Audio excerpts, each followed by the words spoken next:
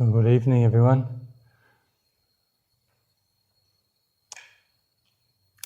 We're going to start with our meditation instructions for the retreat. Just a little introduction of what we're doing here. The name of our meditation technique is called Satipatthana Bhavana. Satipatthana is made up of two words, sati and patthana. Sati, which we'll have a lot to say about on this retreat over the coming days. The regular translation of sati is mindfulness. And we also sometimes use the word awareness, or very often I actually prefer that term. Its meaning is attentiveness to the present moment, bringing the mind to presence. It means activating our present moment awareness. It means being switched on to the presence. Patthana can have two meanings. It can have an active meaning or an active sense. It means establishing or arousing. Or, in a more passive sense, it can mean a base or a foundation. In the active sense, in this context of meditation practice, it means generating or setting up mindfulness, establishing presence, bringing our awareness to the now. In the passive sense, it means establishing that awareness on a foundation, on a base. There are four groups on which we can establish our awareness, and we'll have a lot to say about them. They're called the four foundations of mindfulness. They are the physical body, feelings, emotional mind states, and mind objects, or the content of our mind. Bhavana means mind development, mind training, mind cultivation. So Satipatthana Bhavana means the development or the cultivation or training of the establishment and the arousing of awareness and presence in the present moment on one of the four foundations of mindfulness. Establishing mindfulness in the present moment on one of the four foundations of mindfulness is Satipatthana. The ability to do this in the present moment leads us to see things as they really are, to see phenomena, to see our mind and body process. This clear seeing is referred to as Vipassana. Passana means to see. Vi is an intensifying prefix.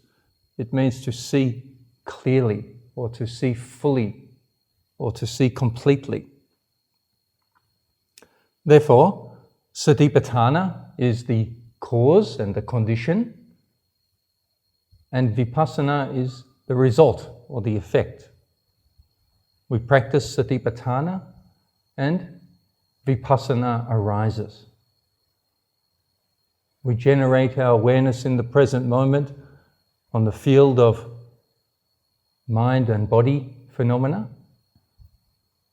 We do it continuously, and we start to see things as they really are. What is it that we're having a clear seeing insight into? Vipassana insights are about understanding the nature of reality, about the structure of our reality. That is, impermanence, unsatisfactoriness, and non-self. to see the nature of all mental and physical phenomena as continuously changing, arising and passing away, dependently arisen, conditioned, relatively unsatisfactory or suffering, and to see it as an impersonal process. Not a process that's happening to somebody or at somebody or for somebody, but just as an impersonal flow of mental and physical phenomena. Why do we need to see our mind and body process in this way? So that we can uproot defilements of me, mine, and I. Ultimately, this Satipatthana practice is giving us vision into the nature of subjectivity, giving us vision into the nature of a sense of self arising and a sense of self passing away. Knowing and understanding that frees us from this. Frees us from the me, the mine, the I, the self, the ego, and all the complications that come with that. Ultimately, our practice of Satipatthana leads us to Nibbana, the cessation of being, the cessation of subjective existence. Tonight, so that we can begin our practice, we divide our instructions into sections. We'll start with the sitting instructions, and we'll have a look at the walking instructions. But first, we'll have a look at the foundation of all meditation practice, that is the development of virtue, the development of sila. We'll be performing formal walking meditation throughout the retreat, formal sitting meditation throughout the retreat. The practice of virtue is all day, every day. Be continuous in your practice of meditation. Vipassana insights are conditioned phenomena. They arise when the right conditions are in place. They do not arise when the conditions are not in place. Our job as meditators on this retreat is to put all the conditions in place, and we'll be informing you of what those conditions are. It's your job to put those conditions in place and let the Dhamma unfold for itself. In fact, if you put all these conditions in place, there's nothing you can do to stop the Dhamma from unfolding.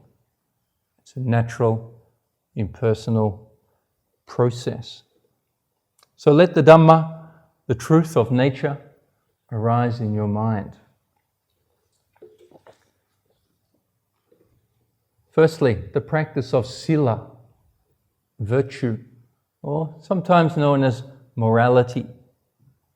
It's a set of behaviors or beliefs where we try to restrain the grossest of our defilements. We try to restrain the corruptions and imperfections of the mind that leads to suffering for ourselves and suffering for others. The Buddhist path begins with the practice of virtue, abstaining from certain unwholesome physical actions and unwholesome speech patterns. The purification of virtue has been said by the Buddha to be the base upon which all the other practices rest. If you're sincere in your efforts on this retreat, if you're sincere in your motivations, then fulfill sila while you're here, and your practice will unfold naturally and fully. I'm not here to give you some kind of morality lecture tonight or give you a sermon. We mention these conditions simply because they are essential for the development of your meditation practice. And so they are worth noting. In fact, the Buddha's path to full awakening, to enlightenment, the Noble Eightfold Path, is a path of 8 factors. The 3rd, 4th, and 5th factors of that Noble Eightfold Path have to do with the perfection of sila. The 3rd factor of the Noble Eightfold Path is right speech. When we're practicing right speech, we're abstaining from 4 types of speech patterns which are impure, which cause us difficulties and cause other people difficulties as well. Can be painful and hurtful sometimes. The first of these speech patterns that we avoid is telling lies. We avoid telling untruths. We try to maintain and perfect this in our lives. Even little lies, we don't speak. Try to watch out for this in your life after the retreat as well. Nothing is worth lying for. There is no spiritual life for somebody who is lying. It is a corruption of the mind. The Buddha even instructed his own son, the Venerable Rahula, about this speech pattern. He said there's no recluseship for one who can tell a lie. The second mode of speech that we abstain from is harsh, rude, or rough speech. We make sure our speech is pleasant, not harmful to others, smooth and comfortable. We don't want to upset others through our speech patterns. The third speech pattern that we abstain from is backstabbing or backbiting.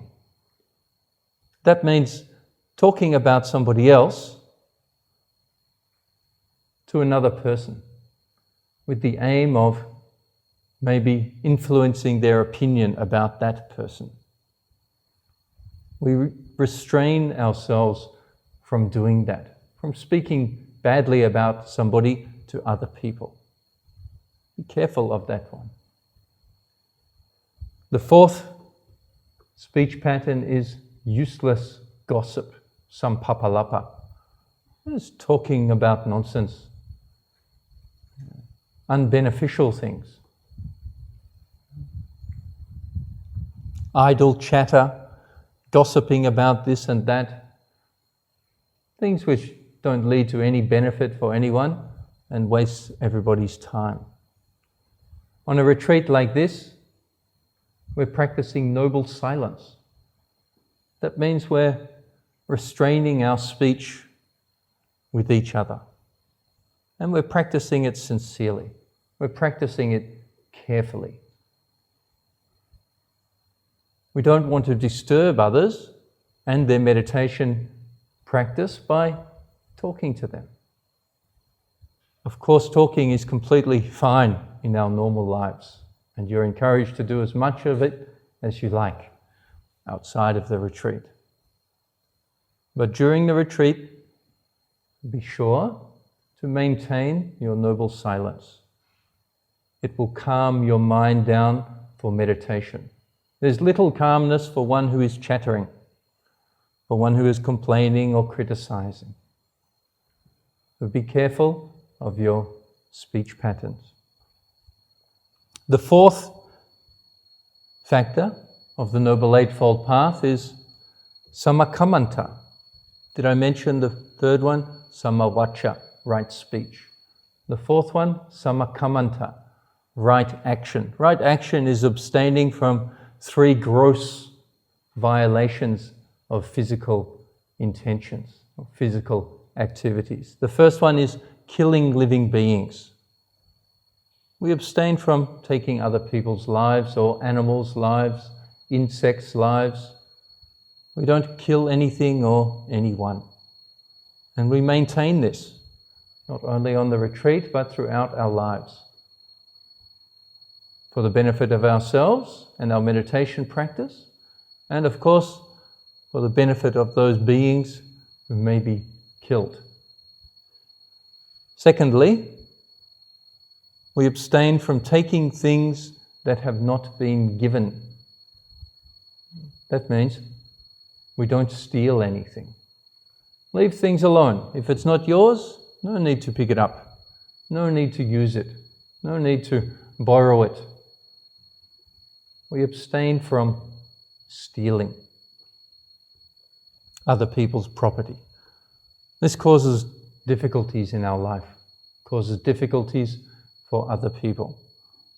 Recognize that stealing is a gross corruption of the mind. It's gross craving, holding, wanting to attain something that doesn't belong to us for our own benefit, and other people miss out on the enjoyment of using their own things. Thirdly, we abstain from sexual misconduct. Kame sumichachara. Wrong actions in sensuality. We abstain from certain types of sexual behaviors. Of course, everybody knows we abstain from sex with children. We don't rape anyone. These things are obvious. But also other people's partners. If you know that somebody is already in a relationship, that's not somebody for you to engage in sexual behavior with. It causes difficulties and problems for yourself, for the person, and for that person's partner. It causes a lot of suffering. So we abstain from that type of behavior. Avoiding these activities on the retreat are not too difficult. Don't kill any insects. Don't take what hasn't been given. Of course, we're abstaining from sexual intercourse while we're here. The fifth factor of the Noble Eightfold Path is Samma Ajiva. Samma Ajiva means right livelihood. We abstain from certain occupations or professions which are harmful to other people. We don't earn a living. We don't try to gain profit. We don't support ourselves through unwholesome activities, such as selling weapons or guns, such as killing or slaughtering other beings. We don't sell poisons. We don't sell drugs and alcohol, those things which are detrimental to others. We avoid from making a living out of those things. Operating gambling dens and those kinds of things, pimping out people. We avoid that type of behavior. Here on the retreat we practice vegetarianism to assist others so that they don't have to kill other beings to support us. So that's the three factors of sila. It's called the sila kanda, the aggregate of sila. We practice these while we're on the retreat. Whilst we're here as well, every morning we'll be chanting the 8 precepts. In fact, we'll be taking the 8 precepts. You'll become familiar with them in the Pali language and in English. To briefly mention them now, the first is killing. The second is stealing. The third one is sexual activity. Fourthly, lying. And fifthly, we abstain from intoxicants, alcohol and drugs that leads to confusion and heedlessness, leads us to actually commit the other breaks of precepts while we're drunk or stoned or high or whatever. The further 3 precepts, number 6, 7 and 8, are to do with guarding our sense faculties. They're very useful for the practice of our meditation practice. In the Buddhist world, these 8 precepts are often kept by those serious practitioners who are living or assisting or volunteering in meditation centers, practicing wholeheartedly, by the nuns and by the samaneras. Actually, they have 10 precepts, the samaneras, but something very similar. Also by the general population of the Buddhist world, it's recommended by the Buddha that we maintain these 8 precepts 2 days a month. The night of the full moon and the night of the dark moon, or days and nights. The 6th precept has to do with eating in the wrong time. We abstain from eating in the vit kala. Kala means time. Vit is inappropriate. That means for us, eating afternoon and before dawn. We eat just in the morning, from sunrise until sun is in the zenith, in the top of the sky. We eat for one period of the day. This is helpful in assisting us to maintain any cravings we may have for tastes. We're guarding the tongue faculty, or the tongue door, whilst we're practicing this. We don't go and engage in eating or engaging in sensuality whilst we're doing our meditation practice. We're restraining. This restraint gives the mind power.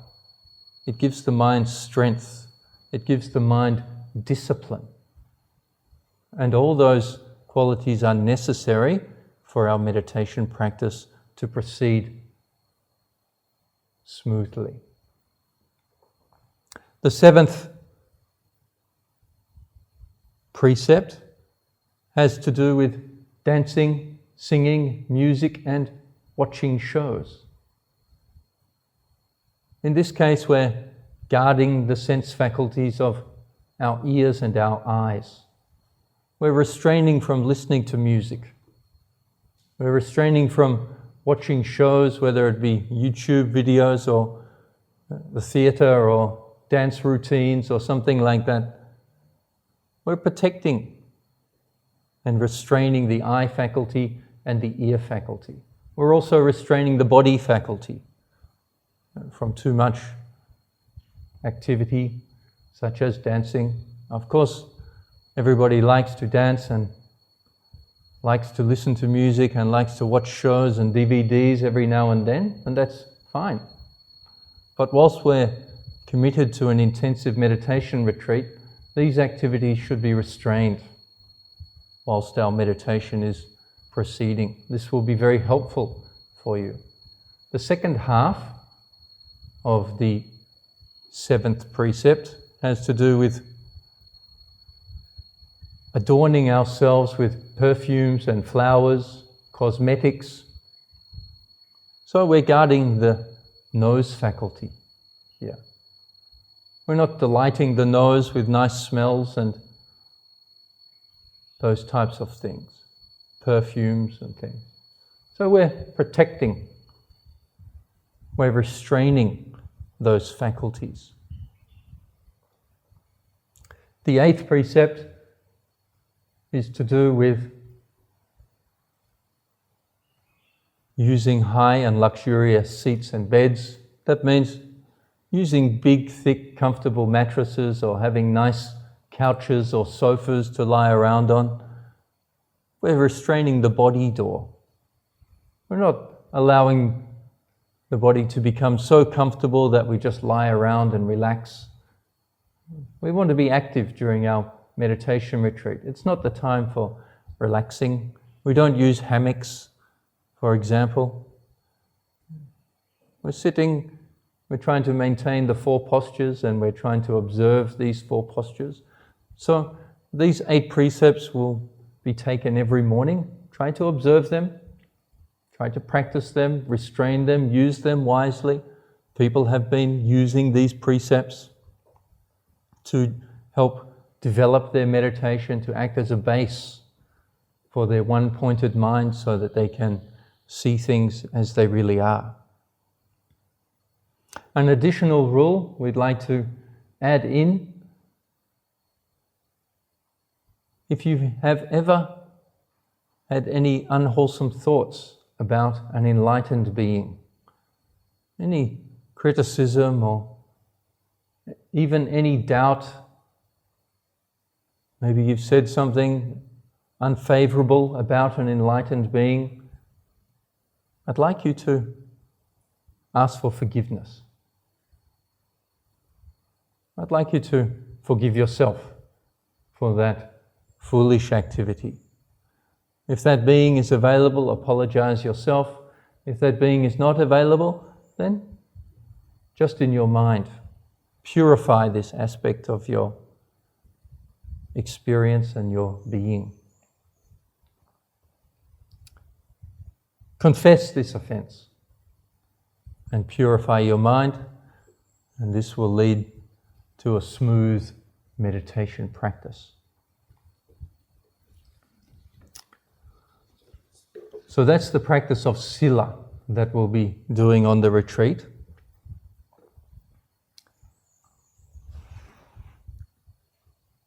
We begin our practice with sitting meditation. Now, sitting meditation is we start by assuming a comfortable position. Try to find a position in which you're comfortable, in which you can sit for at least 45 minutes. It's not always easy to find a comfortable position. There are many ways to sit, and I'll show you a few of them now. The important thing is that you're able to sit still and to sit stably. As a general principle, we want our back to be upright, and we want to have a nice wide base so that we don't fall over, that we can sit up straight, the muscles and the bones align properly, and we can proceed with our meditation practice satisfactorily. I'll show you a few different ways that we can sit, and this may be helpful for those of you who are new to meditation. The most common way of people sitting on the floor is just to cross their legs like this. Cross the legs, just normal crossed leg position. It's okay when you're beginning, but soon you'll find that it's not so comfortable because there's pressure points just at the ankles there. All our weight is being put on those little pressure points. And so you'll find it will start to be uncomfortable after 15 or 20 minutes. A slightly better way of sitting is what some people call the quarter lotus, just placing one leg on top of the calf, just like that.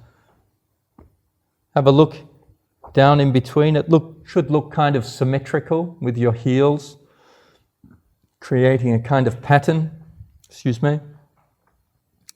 The quarter lotus, something like that. It's also quite a good one, but if you're not used to it, there will be pressure points.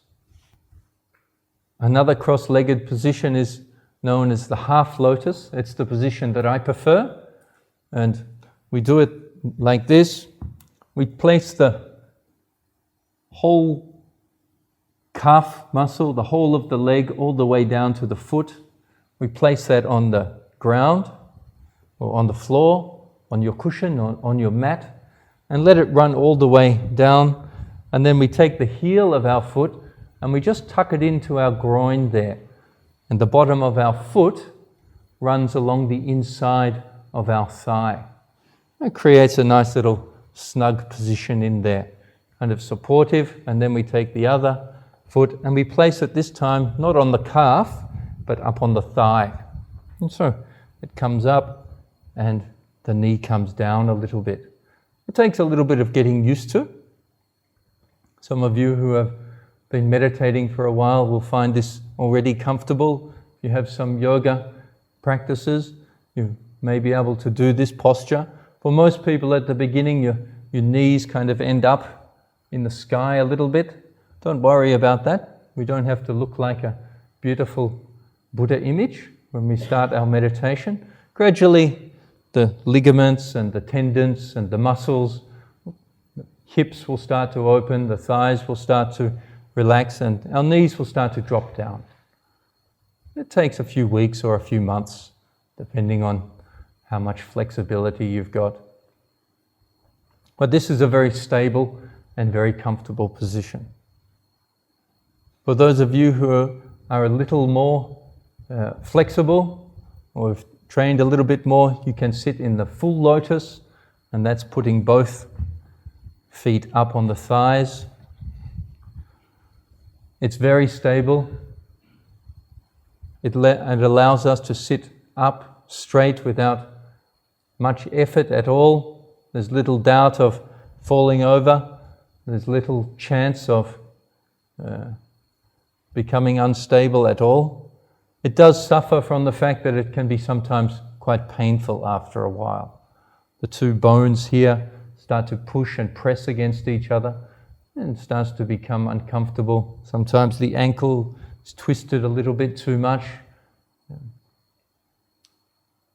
I can suggest that you try to practice the full lotus sometimes, not all the time. Try practicing it for a few minutes at a time if you like. Outside of the retreat you can practice it. I found it to be quite helpful to go and sit in the water at the beach. Somehow the water makes us more flexible and the body a little bit lighter.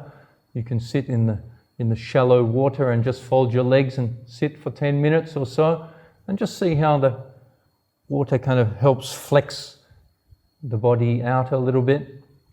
The advantage of the full lotus is that it really does stretch out all the muscles and tendons. I no longer sit in the full lotus. I sit in the half lotus, but it's because of sitting in the full lotus or trying to train myself to sit in the full lotus that those muscles got stretched. After some time, they're stretched out and you can sit comfortably in the half lotus. A posture that many people find very comfortable in the sitting, in the cross-legged position, is just this posture of having your legs in front of you like this. In Thailand, they call this the Burmese posture. And people in Myanmar like to sit like this. It's very comfortable, quite relaxing. You put one leg in front and the other one in front like that. There's no pressure and there's no weight of one leg on top of the other. It's a very comfortable posture. So you can try that. In all these cross-legged postures, in the beginning stages, your knees will be up a little bit like that. Just put some cushions underneath.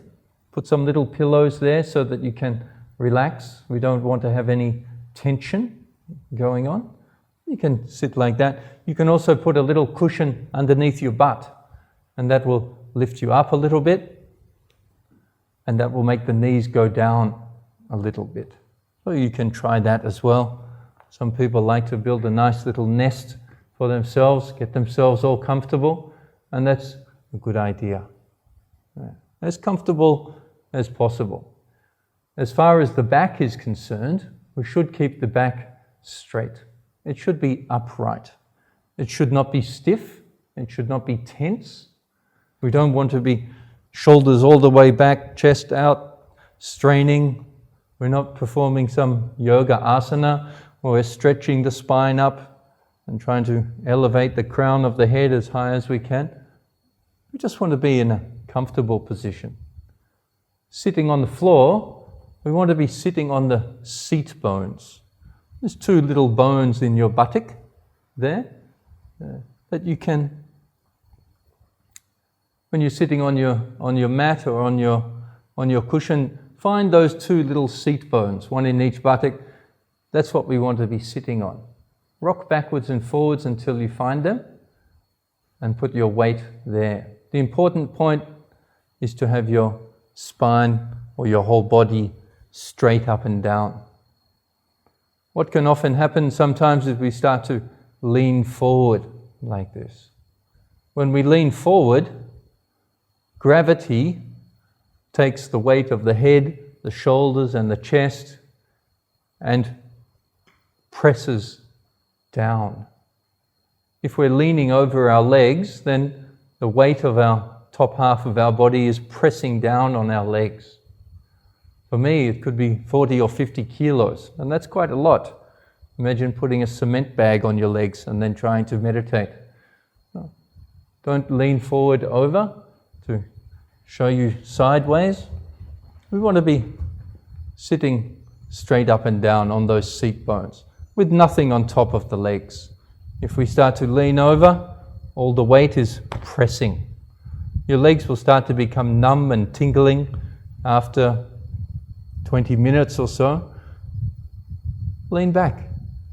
Lean back so there's nothing on top. When we lean back, there's no weight on your legs. When we lean forward, it's very difficult to lift your legs up like that. They feel very heavy. So try to have your spine up nice and straight. We don't want to be erect, but it should be nicely stacked on top of those seat bones and our legs in a position where we're comfortable. Allow gravity and allow the energy in the body to support the whole body. Let's try to establish a sitting posture early on in the retreat. I know it's not always easy, but as you keep training, you'll find it's easier and easier. Don't panic if it's always uncomfortable. Sometimes it's like that. And throughout the retreat as well, the conditions of your mind change as our meditation progresses. This also has some influence on the body. There can be painful physical sensations occasionally. There can be pleasant physical sensations. So that's the cross-legged positions. They're the most useful, I feel. When I was beginning to practice my meditation, I could sit for about 15 minutes in this posture. My teacher told me to sit in that posture. That's how he sat. I tried to sit like that. 15 minutes was my maximum for the first few months of meditation. You can also sit in this it's a kind of chanting posture. The Thai monks are often chanting in this position. Some people call it the mermaid posture. Put one leg in front and one leg to the side. You can sit like that. And you can swap over to the other side as well. When I was learning to meditate, I would light one incense stick, which took about 45 minutes to burn. And I'd start with my sitting posture in the middle, 15 minutes, and then 15 minutes on this side, and then 15 minutes on this side. Incense sticks finish, that was the end of the sitting. It was quite uncomfortable, and I was on a very large, soft cushion. Train yourself. Find a good posture. If you're planning to be a meditator or to practice meditation, spend the time in finding a good seat. We can also tuck our foot under in this position as well. This can be actually quite a good, comfortable position. In the beginning, you might lean a little bit to the side, lift yourself up. It's quite comfortable. You can sit like that for quite a long time. So you can try that as well. We have plenty of cushions, plenty of mats. There's also some little stools. You can sit on those little stools. We also have chairs at the back of the hall as well, which you can make use of. I'll show you how to sit on one of these stools. Many people report that these stools are very comfortable and very useful. Just pop it over the back of your legs and sit like that.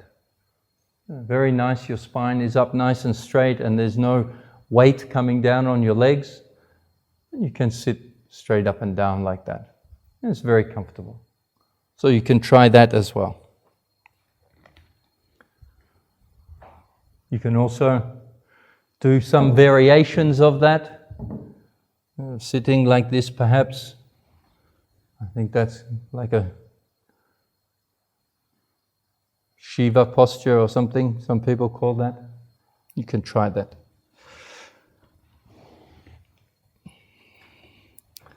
So that's organizing our legs and our back and our bodies.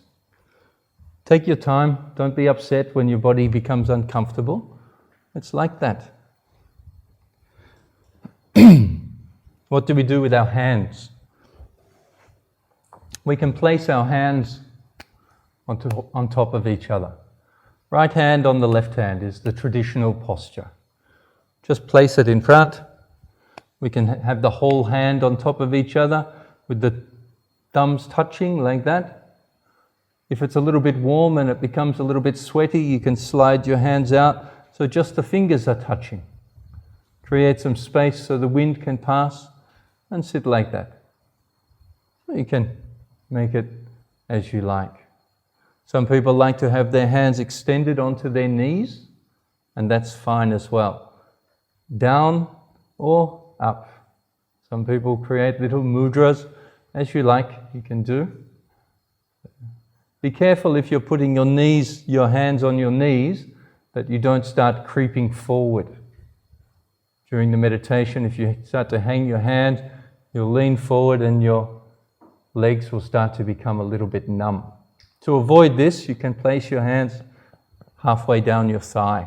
This is actually a very good posture, and a Korean monk friend of mine used to always sit like this. It pushes your elbows back, it takes your shoulders back, it straightens your spine, and you don't lean over. It's a very comfortable and stable posture. I think that's one of the Zen traditions. They like to sit like that. And they are pretty famous for sitting still for long periods. So that's a good posture. You can also just gently hang your hands down in front, if you like. Many people in Myanmar like to have their hands just in front, making sure you don't lean forward again. Just have them dangling there. You can cross if you like, just like that. It's a nice, easy position. If you find your legs starting to become numb or tingling, becoming dead, there's a simple solution. Lean backwards. Bones, take all the weight off your legs. Take it all off and things will start to feel normal again. Don't panic and think that you're cutting off the blood supply to your legs and you're going to become disabled and you're going to end up in a wheelchair after the retreat. It's not like that. It's just weight. It's just gravity. The blood circulation is fine. You've just put too much weight on top of your legs. So lean back, re-establish the comfort, and then come forward again. Do it mindfully, and you'll be able to sustain your practice. What do we do with our eyes during meditation? You can close your eyes, you can open your eyes as you like. You can begin with your eyes open if you like, and they will gradually close as your meditation deepens or progresses. Actually, meditating with the eyes open is very beneficial. We spend most of our waking life with our eyes open. So we should learn how to be present, how to be mindful, how to be fully aware in the present moment with our eyes open. It's very useful. In a hall with many people and distractions and things, you can start with your eyes closed. The important thing about your eyes is that they are relaxed. Don't try to tense them. Don't squeeze them tight. Very, very importantly, do not try and use your eyes to meditate. Meditation is a mind development. Very often, and I also suffered from this in the beginning of the practice, I use my eyes to try and see things. It's very common because that is how we see things. We use our eyes. So be careful of trying to use your eyes to see things in your meditation. We're using our mind to see things. We'll see things in a very different way when we use our mind to observe, to watch, and to witness. So be careful about that.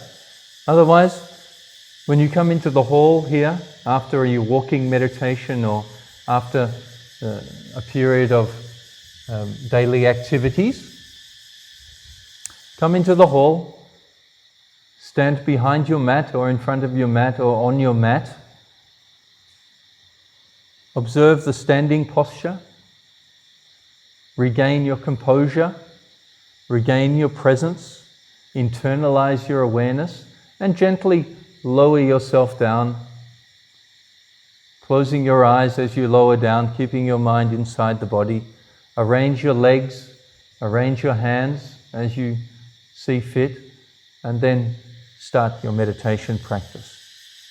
Get into the habit of arranging the body in its comfortable position and then leaving it alone.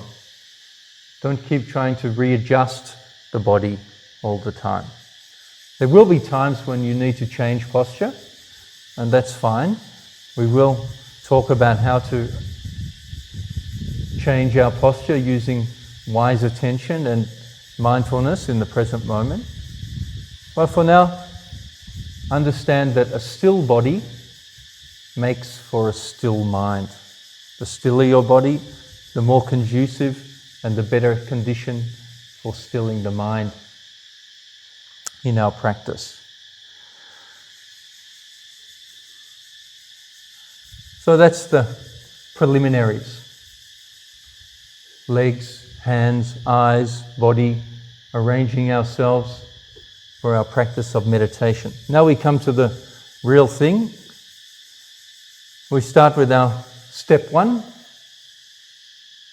Step one is present moment. Bringing your awareness into the present. I'm going to mention 3 words now. If you only remember 3 things from this talk, please make it these 3 things. Present, internal, and continuous. This is the basis of our meditation practice. Bringing our awareness into the present, internalizing this present moment awareness,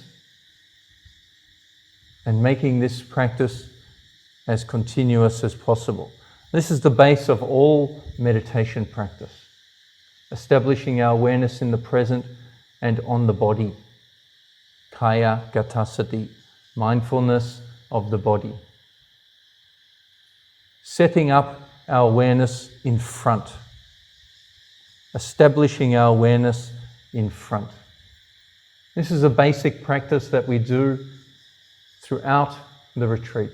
Every time we come into the hall, the first things that we do is we establish our present moment awareness and we internalize our present moment awareness.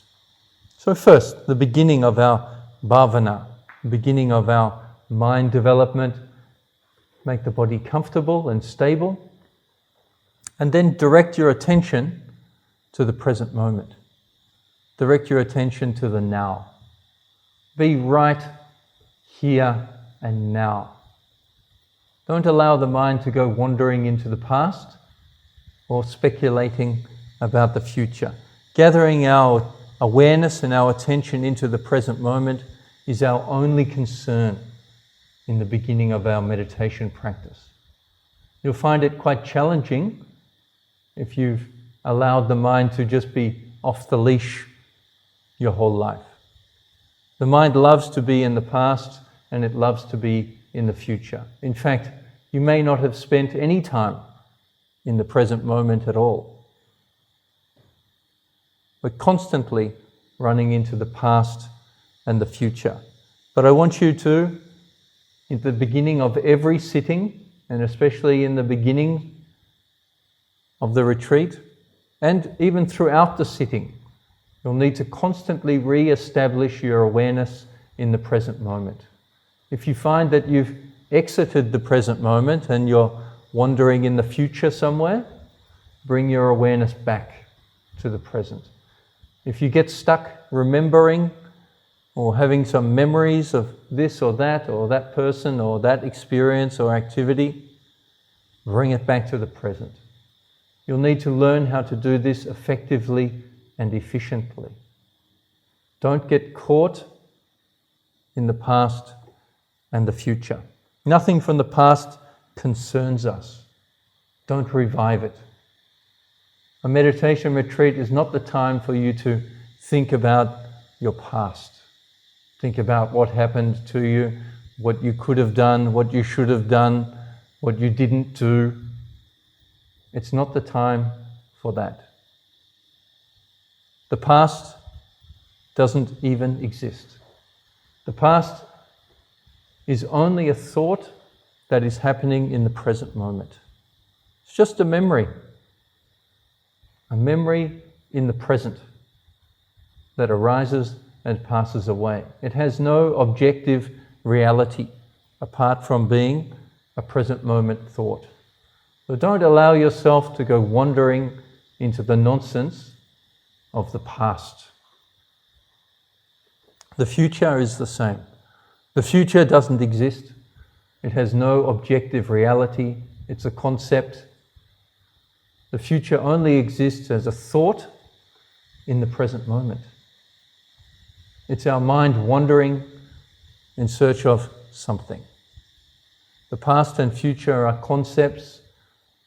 We live in a temporal or a time-influenced conceptual matrix. We've learnt that there is a past and there is a future. On the retreat, you'll see that this is a false understanding. You'll come to understand that actually there is only the present moment. There is only the object of consciousness right now. There is consciousness which is knowing, and there's an object which it is knowing. Both these things arise and pass away together. A continuous arising of awareness, and presence, consciousness, and the objects of that consciousness. Don't get stuck in any fantasies in the future. Let go of your imagination and your past traumatic memories. Thoughts of what might be or should be or could have been are not our interest here. Really train yourself and discipline your mind in the beginning stages of the practice to let go of the past and the future. Meditation practice is the practice of letting go. It's all about being able to release ourselves from distraction. We're letting go in this first stage of meditation. We're letting go of the past and we're letting go of the future. That's all. Bringing ourselves to the present. Keep directing your awareness to the present. You'll feel the energy of wanting to go into the past and future. Note it. Be aware of that energy. See how it enjoys being in the past and being in the future. Resist the temptation for flowing into the past and the future. As soon as it starts to happen, I want you to note, become aware that it's happening and bring yourself back to the present moment. For the first few sittings, we're just going to be attending to this activity. Present momenting ourselves, being now. Try to be continuously present. This is the base of our meditation practice. There's no meditation for wandering in the past or the future. We want to be present and now. So gather and guide your awareness into itself. Keep coming inside. Keep gathering. Do it over and over again. You should do this for at least a couple of minutes in every sitting And you'll be doing hundreds of sittings in this week. So take your time and establish your presence. Don't rush onto the interesting and exciting objects of meditation. Come into the present. Establish your body in a comfortable position and just sit there, being present, avoiding the past and the future.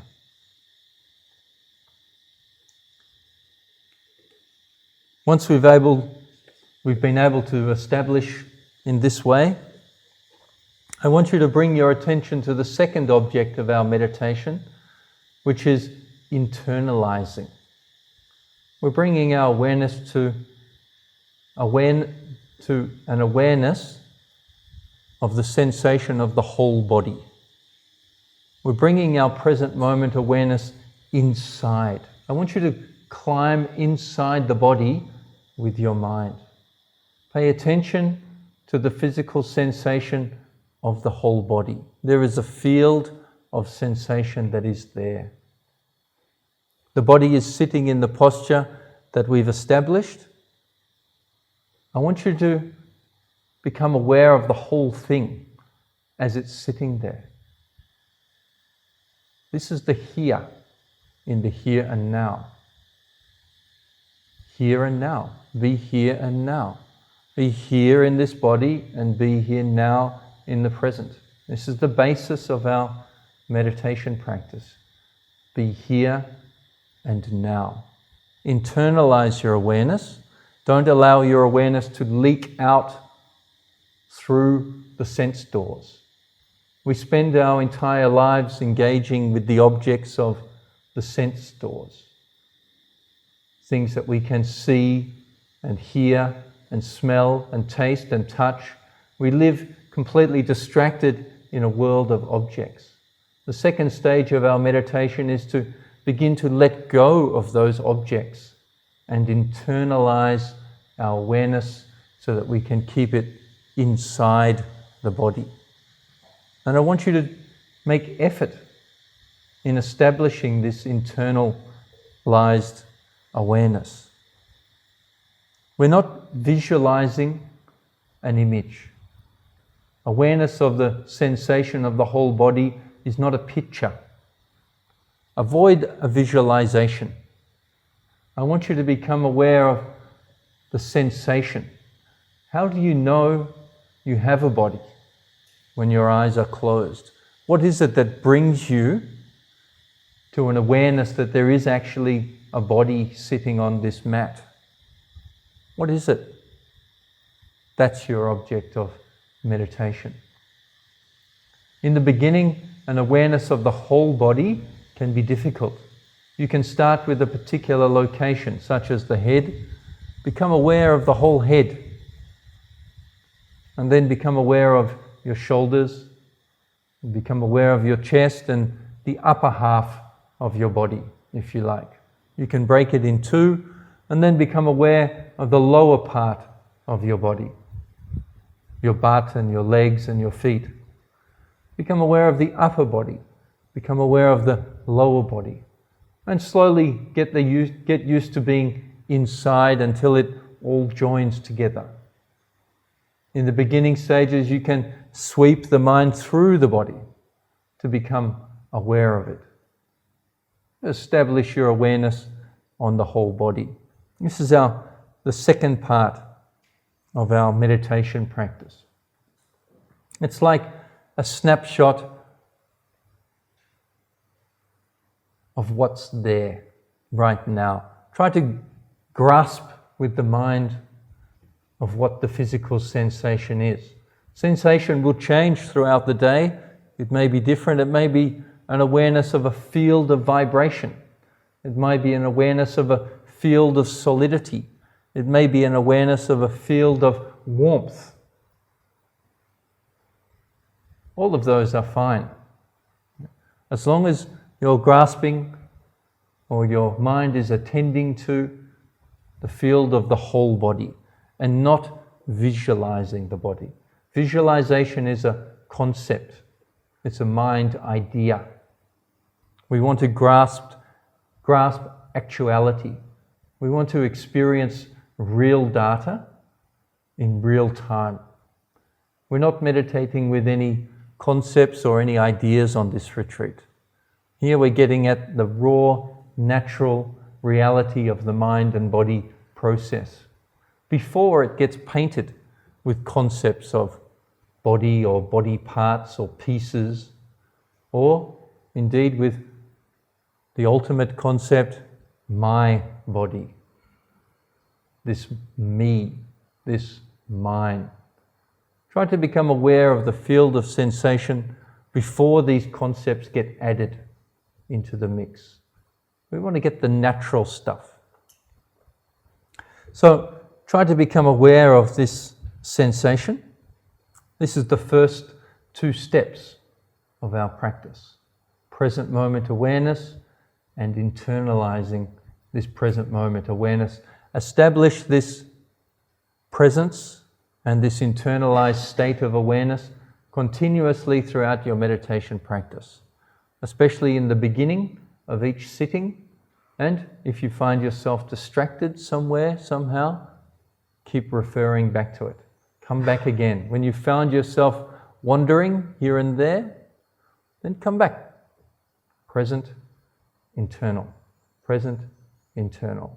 Here and now. Here and now. This is called establishing awareness in front of you. This is the first setup before we even begin our meditation practice. This is how we want to be arranging our tripod,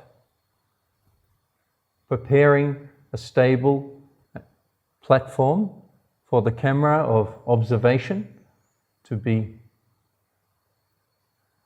aware.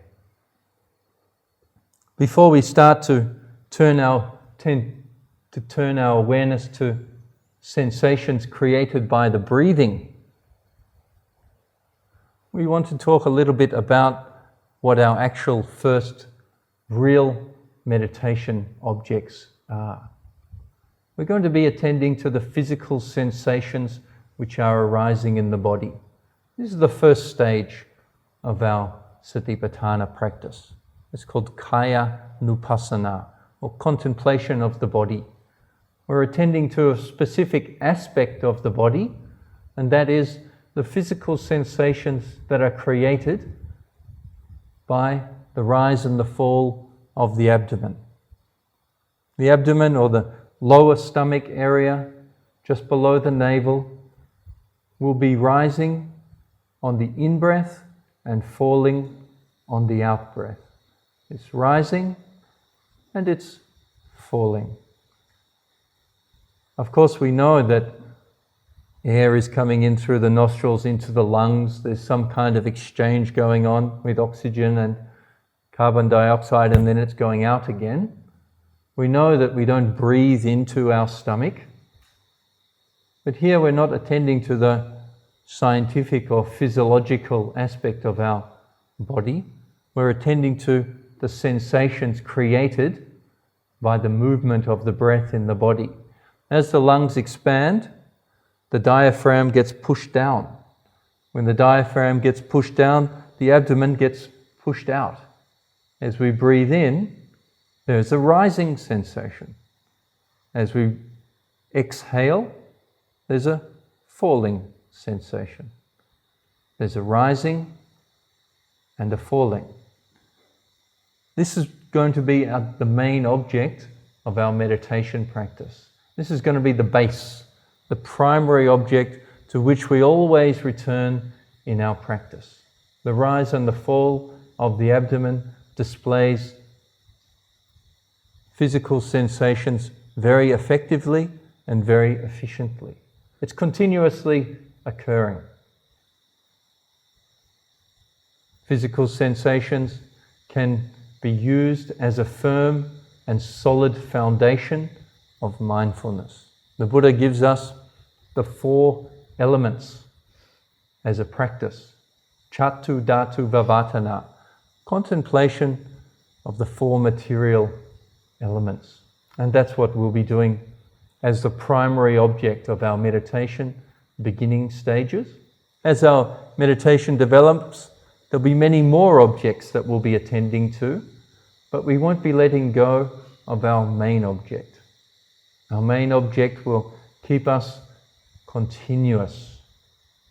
Continuity is the secret of success, except it's not a secret. Just be continuous. Be continuous, be present, be internal, and be continuous. Before we start to talk about how we're going to watch the rise and the fall of the abdomen, I want to talk a little bit about the four elements themselves. The four elements in the Pali language, Patavi, Apo, Tejo, and Vayo. Earth, water, fire, and air are the general translations. Better translations: solidity, cohesion, temperature, and movement. Our bodies are made up of these four elements. Specifically, you'll be able to feel any warmth in the body. Any warmth or coolness in the body is the temperature element or the fire element, Tejo. The Tejo Dhatu, the element of fire, will sometimes be strong and sometimes be weak. In its strong form, it's hot. In its weak form, it's cold. In its middling form, well, it's warm. And it's changing, constantly shifting and moving and replacing. Some areas of the body can be warmer than others. It's all the fire element. There is solidity in the body. Sometimes the body is hard. Sometimes it feels soft. There are parts in the body which are harder than others. Your teeth are harder than your lips. Your lips are soft. These are both manifestations of the earth element, or Patavi. We say manifestations or characteristics of the elements. They're not actually the elements that we're experiencing in our meditation. We're meditating on the physical sensations or the manifestation. This is how the four elements manifest, how we experience them.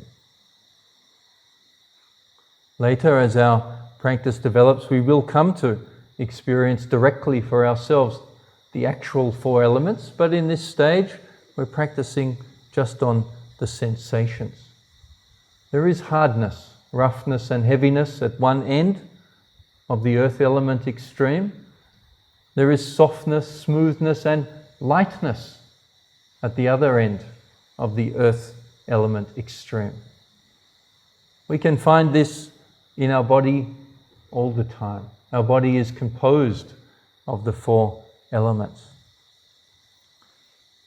Vayo Dhatu, or the air element, is that element of movement, the element of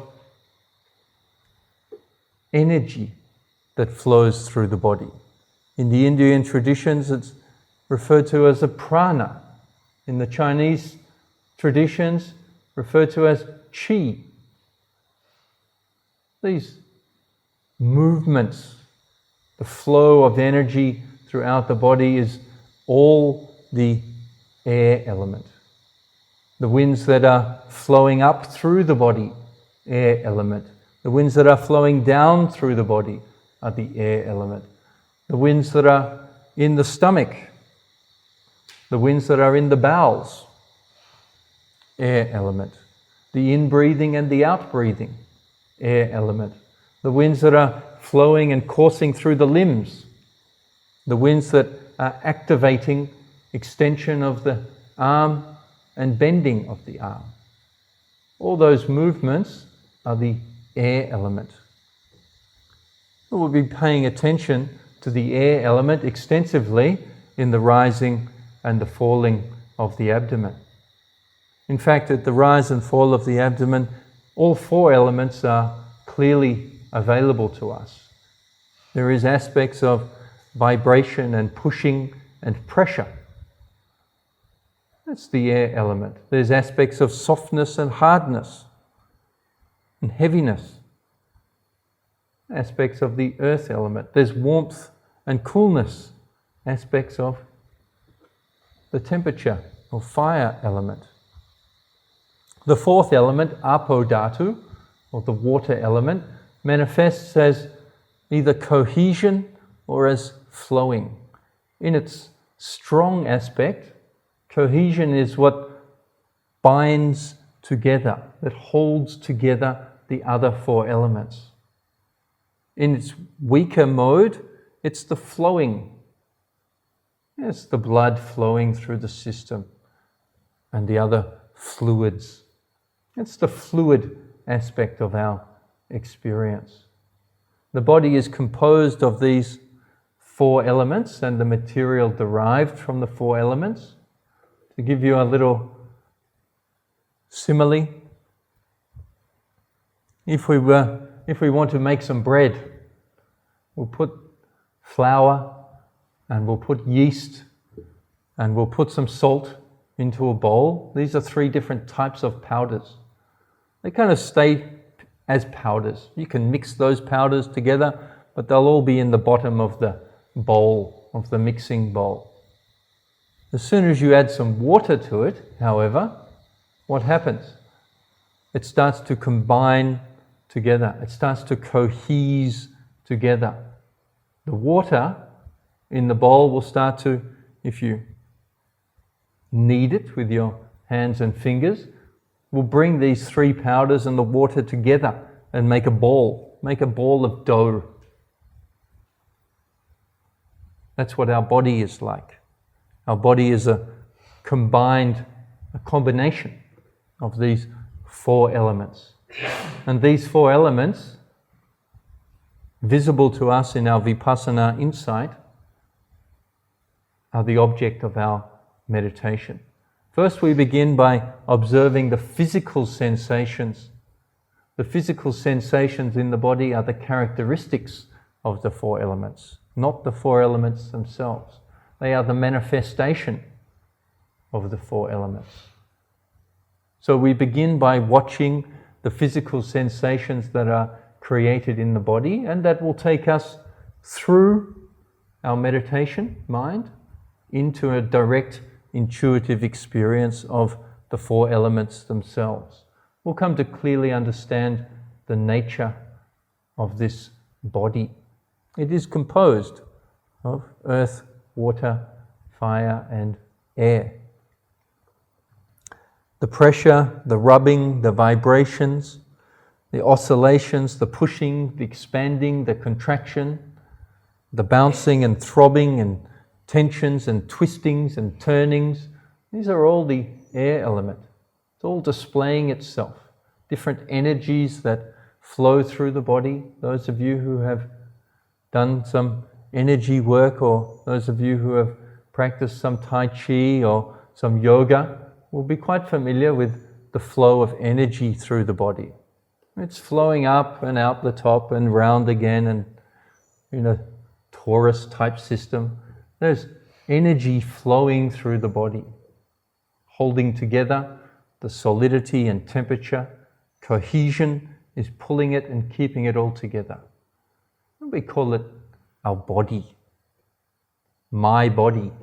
It's a concept. It's how the mind has come to understand its experience of physicality.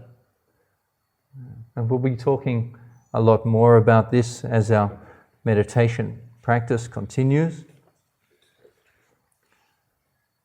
These physical sensations that are arising in the body are our primary object of our meditation. Our meditation is a process of filtering and letting go of things. First, we're letting go of the past and the future, and we're in the present. Then secondly, we're letting go of the external world, and we're internalizing that present moment awareness. At this stage, a lot has been done. letting go of the past and future, letting go of the external world is where we normally dwell as humans. We're in the past and future and external stuff throughout our days and throughout our nights.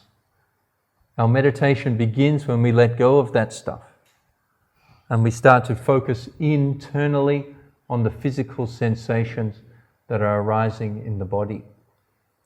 To give you a simile of how our perception changes,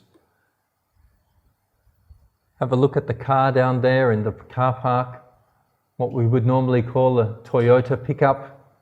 If somebody was to ask you, what's in the car park? You say, yeah, it's a pickup. Okay, good. Conceptually, you're right. It is a grey Toyota pickup. That's a conceptual level of understanding about the nature of that physical object.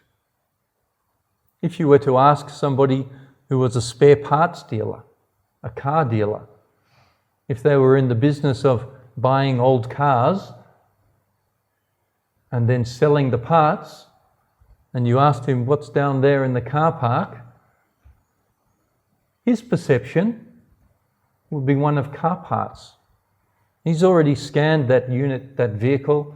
He's got good seats, good tyres, engine's okay, and this and that, the different pieces of the car. That car dealer sees car parts. As we begin to examine, our perception changes. We shift from a gross concept of vehicle into an understanding of car parts. Car parts are visible. If we continue with our meditation practice, or if we continue to observe the car more clearly and more closely, the concept of car is let go of, the concept of car parts is let go of. And the mind starts to see actually what's really there. What's really there is metal, rubber, plastic and glass. That's what's really there. Car is a concept, car parts is a manifestation out of metal, rubber, glass and plastic. So as we begin to watch our own mind and body process, we let go of this concept of my body. And we start to see the physical sensations, the tinglings, the hardnesses, the pressures, the tensions, the flowing, the supporting. These are all manifestations. If we can penetrate continuously through these physical sensations, we'll come to a direct realization about the source of these physical sensations. The source is the four elements: earth, water, fire and air. You'll have a direct realization about the nature of matter, about the nature of body. You'll no longer be fooled into thinking that there's a Toyota pickup. You won't be fooled into thinking, oh, there's different car parts. You'll see clearly for yourself metal, rubber, plastic and glass. And at that stage, the mind lets go of its attachments. It starts to see things clearly. It sees things as they really are. We break through to another level of perception, another layer of understanding by using our own mind. It doesn't happen intellectually. It happens through direct observation in the present moment.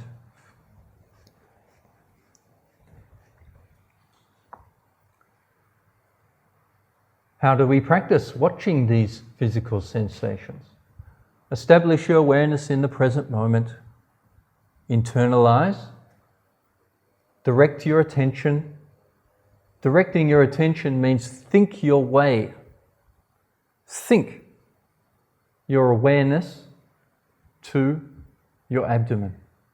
Start to be aware of the beginning of the sensation as it arises and ends. Become aware of the beginning of the sensation of falling as it arises and ends.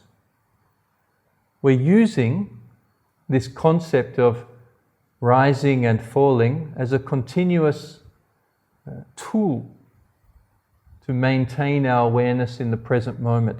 We're watching from beginning to end, beginning to end, beginning and end, beginning and end. We're watching the flow of the abdomen, concentrating our awareness in the present moment. We're not really interested in the breath of itself. It's just a tool to maintain our continuous awareness. What we're much more interested in are the physical sensations created by the flow of the breath. We start to observe the beginning, the traveling of the sensation, and the end. The beginning, traveling, and the end. Very quickly you'll find that your mind slips off this movement. If you're not used to watching it, you'll find it quite boring. There won't be much there to sustain your attention on this sensation. You're used to enjoying other sensations or other visual objects that are associated with pleasantness or sometimes unpleasantness. They catch our attention much more than an object like the rise and the fall of the abdomen, which is associated with a neutral feeling. The mind will naturally incline towards pleasantness or unpleasantness. So trying to sustain our awareness and attention on an object with neutral feeling can be tricky in the beginning. You'll need to have patience and perseverance. You'll need to have dedication and discipline to continuously direct your attention and awareness to the rise and the fall of the abdomen. In our normal waking life, our consciousness is often arising in the head area. That's where the eye, ear, nose, and tongue are. Eye consciousness, ear consciousness, nose consciousness, and tongue consciousness arise and pass away in this area. So we're used to being aware and alert around here. Even the skin on the face is quite sensitive. So we're used to having touching sensations on the face.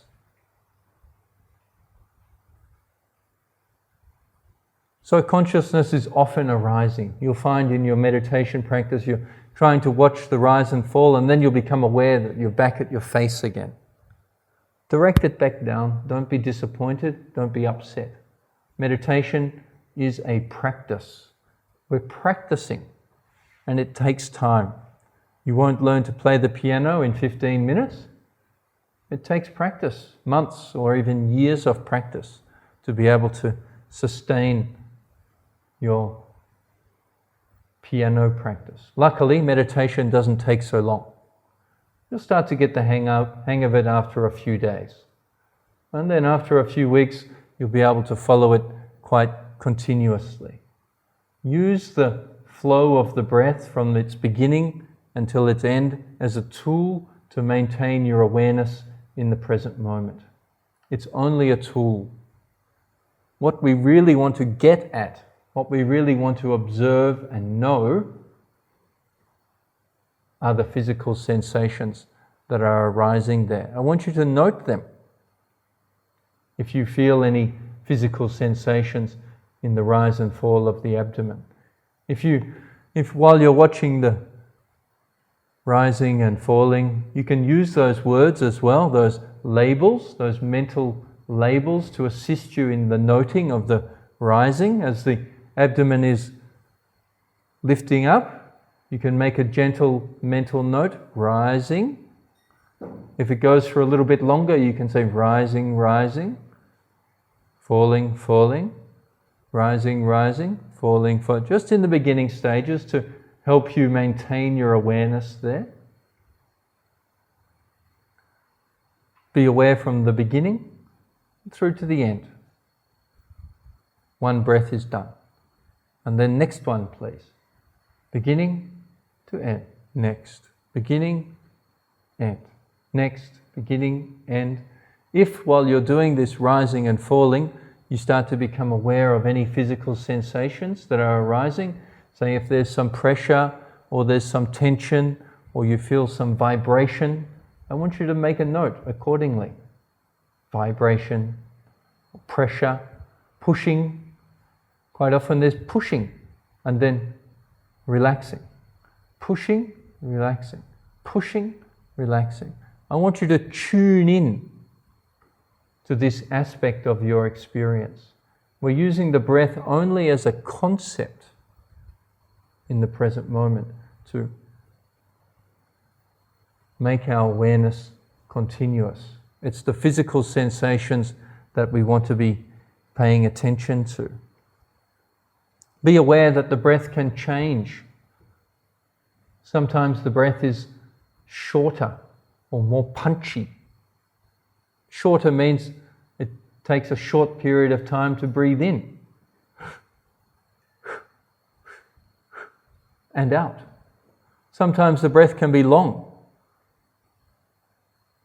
Breathe in and out, in and out. Be aware that the sensations of the short breath are different from the sensations of the long breath.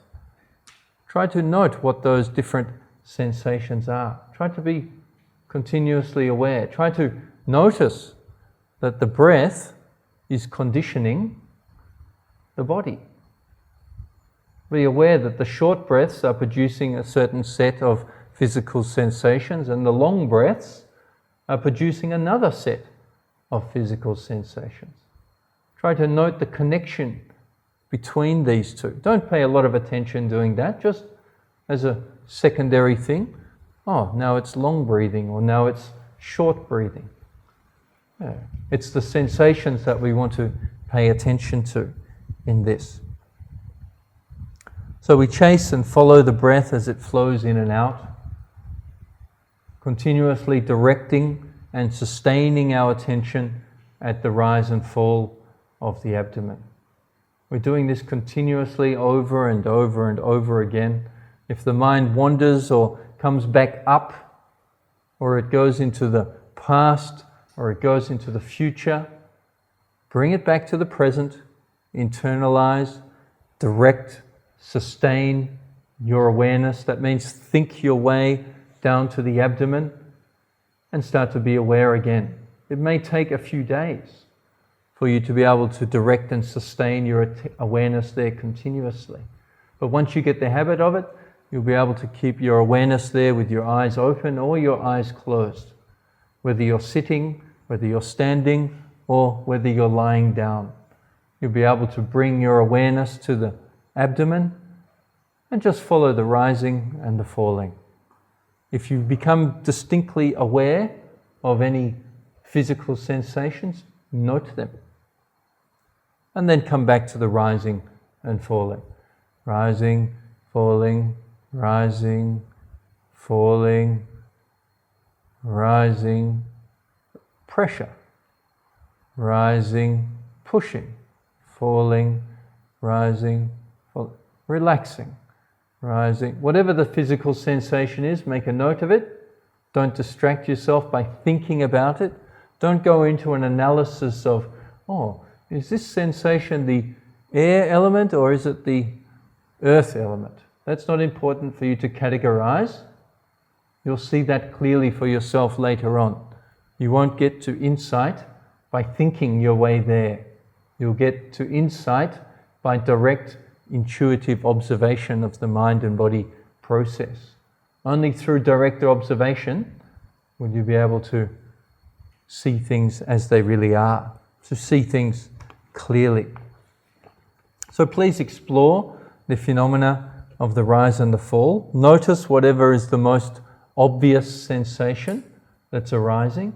Try to sustain and keep your awareness on the rise and fall of the abdomen at least 90% of the time in the beginning stages of the practice. For the first few days, this will just be our practice of present momenting ourselves, internalizing that present moment awareness, directing and sustaining our attention to the rise and fall of the abdomen, specifically to the sensations created by the rise and the fall of the abdomen. The breath of in and out is a concept which is only being used as a tool. It's not the object of our meditation.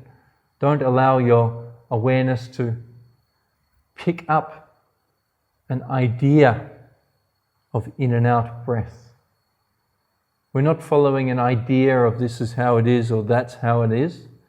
We're not creating or visualizing any kind of image. There may be an image that occurs in your mind door, a clear one. You may start to see things clearly, but don't imagine what it may look like. Allow your intuitive awareness to be one of the physical sensations at this stage. So it's the characteristic of the four elements that are our true objects of our mindfulness. Allow the breath to flow naturally. We always say don't control the breath. Allow it to be completely as natural as possible.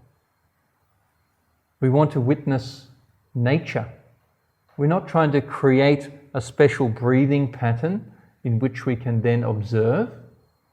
If we're creating something, then it's not nature.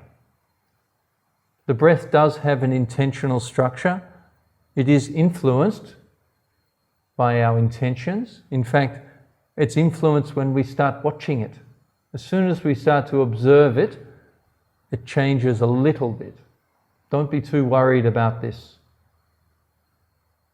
As long as you're not intentionally manipulating the breath to become longer or shorter, this is not a pranayama exercise. We're allowing and letting go. Our meditation practice is about letting go. So let go of your old habits of trying to manipulate the breath. Most of the day, we won't be paying attention to our breath in our daily lives. And the breath is going on naturally, flowing in and out. It goes along so smoothly and calmly that it doesn't present us with any reason to look at it. Only when we've been jogging or running or we get frightened or we get upset, does our breath really change at all? And then we start to notice it. So allow the breath to be calm and natural. Allow your body to be still and quiet. Allow the mind to be present and internal, and start to watch the show as it's naturally arising in the present moment. I think that's enough for our sitting meditation, and we ask to stop here. Thank you.